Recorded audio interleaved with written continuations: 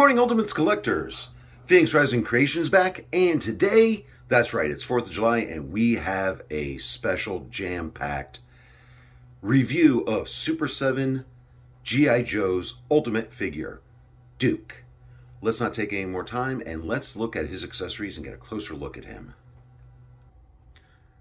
As always, Super7 packs these figures full of accessories, interchangeable hands, heads, and Duke does come with 3 other sets of hands, pointing, holding, and gripping hands. So, as far as the rest of his accessories, let's take a look at those.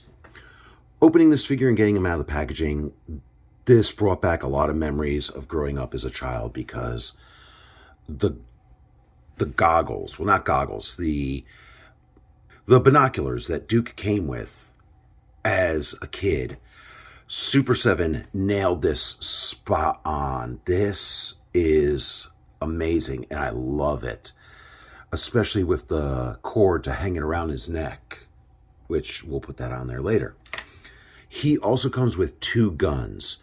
I believe later on in the original 3 3/4 inch G.I. Joe figures, when those were released, Hasbro gave us something like this, or maybe Stalker or one of the other figures came with it.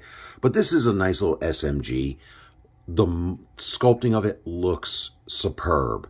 Like, they nailed this spot on. A little paint deco, though, I think would have gone a long way. Now, we move on to the other rifle. And this is what really got me with Super7. This right here, this is iconic. Like, almost every original G.I. Joe 3 3/4 inch figure came with a rifle like this until later on in the series. This is spot on. It's beautiful. Good job, Super7, on the nostalgia with this alone. And then he has this, I thought it was a communicator, but I think this is, when you're watching, I believe it might be the 2nd season, the opening where he's got the jetpack on and they're taking the bomb from Cobra.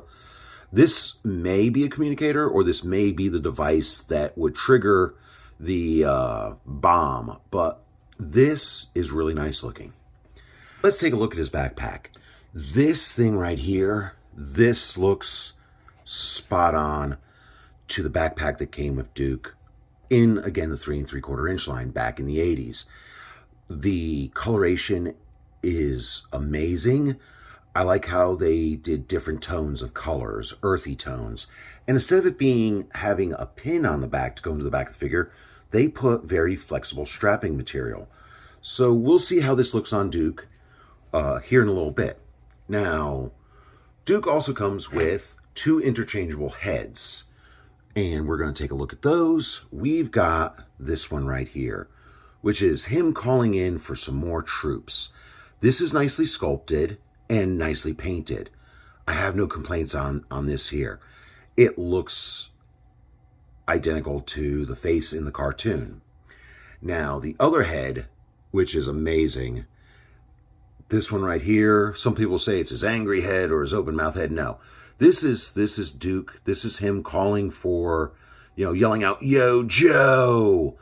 This is an amazing sculpt. Super7, you knocked this one out of the park. And the last accessory that he comes with is his tack helmet. Now, I don't remember if Duke came with one back in the 80s, but this is very simple. Looks identical to what we got back with the 3 3/4 inch line. And we'll see how this looks on him here in a minute. Now, let's take a closer look at Duke. He has the standard Super7 articulation that we have all come to know and love. The joints are nice and stiff. Looking at him up close, very simple, very simplistic. Looks like he just came out of the TV screen and into the form of a figure. They added a watch on his wrist with some art deco. We'll bring that in, so see if you guys can see it there. The airborne emblem, just like it looked back in the 80s. This right here is glued or pinned in place up here, but this is a flexible rubber bandolier on him. This looks amazing. There you go, Ultimates collectors. I've got accessories on Duke, and he's looking pretty badass. The helmet fits on nicely, and when I showed you guys the watch that is on his right wrist, I thought that was actually sculpted to the forearm. It's not.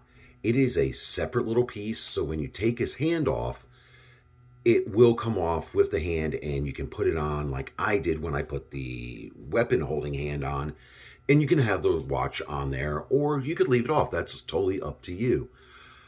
The backpack, I think I like the route Super7 did with this, where their straps maybe just a little bit more length to them, but it did take a little working to get the backpack on, but it looks great on there, and it kind of gives you that feel, more realism to the figure. And I just want to say thank you for watching my figure reviews that I put out regularly. And remember, please click that like, share, and subscribe button. Smash that notification bell so you guys are alerted when a new video review is coming out.